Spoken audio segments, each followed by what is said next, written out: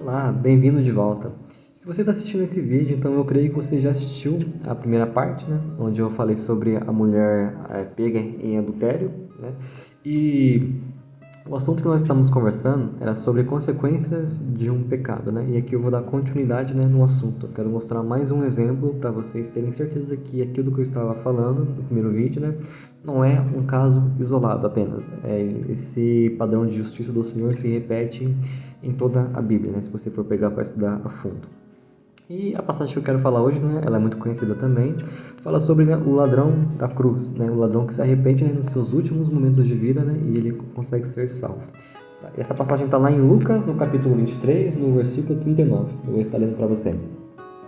Mas é o seguinte: um dos criminosos que estavam crucificados ali insultava Jesus, dizendo: "Você não é o Messias? Então salve a você mesmo e a nós também."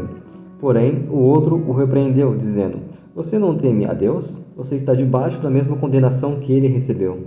A nossa condenação é justa e por isso estamos recebendo o castigo que nós merecemos por causa das coisas que fizemos." Mas ele não fez nada de mal. Então disse: "Jesus, lembre de mim quando o Senhor vier como rei."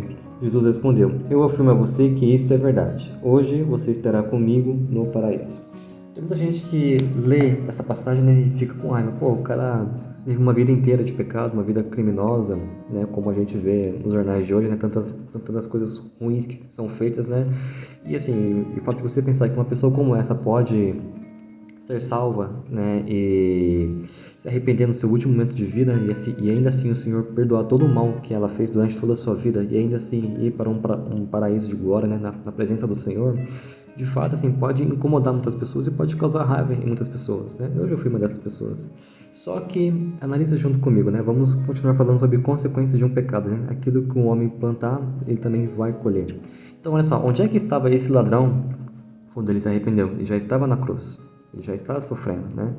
Não sei se você já chegou para ver, mas eu cheguei a estudar sobre isso, mas o método de crucificação ele foi desenvolvido naquela época para ser um instrumento de morte, né, agonizante, né, muito dolorosa e uma morte lenta, né? Eu vou colocar uma imagem só para você ter uma noção do tamanho que era, né, um prego que era usado para sustentar o corpo no madeiro. Então, ou seja, aquele homem ele estava assim, colhendo todo o mal que ele fez, ele estava colhendo naquele instante, né?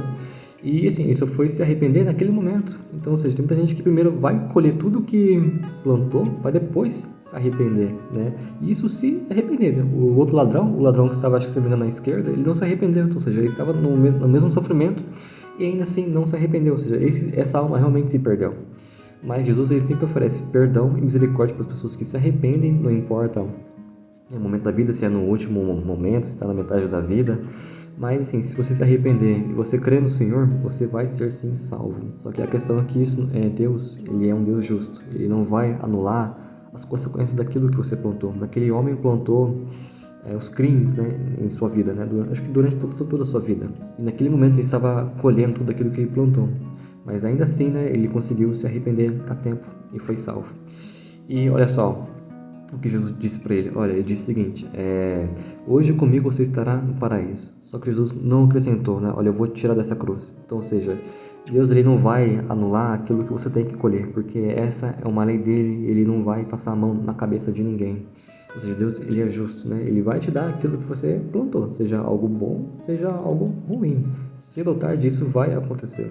Então esse é o meu aviso para você. Não pense que o fato de Deus ser amor, porque ele realmente é, vai anular aquilo que você está plantando, aquilo que você está fazendo. Você pode não colher agora, pode demorar muito tempo, mas você vai colher, porque Deus não se esquece daquilo que é justo, né? Porque ele vai retribuir cada um segundo as suas obras. Isso também é bíblico, está escrito. E essa é a segunda parte do vídeo. Eu quero terminar com uma terceira parte, né? Fique comigo para você ver, né, a minha conclusão final. E até lá.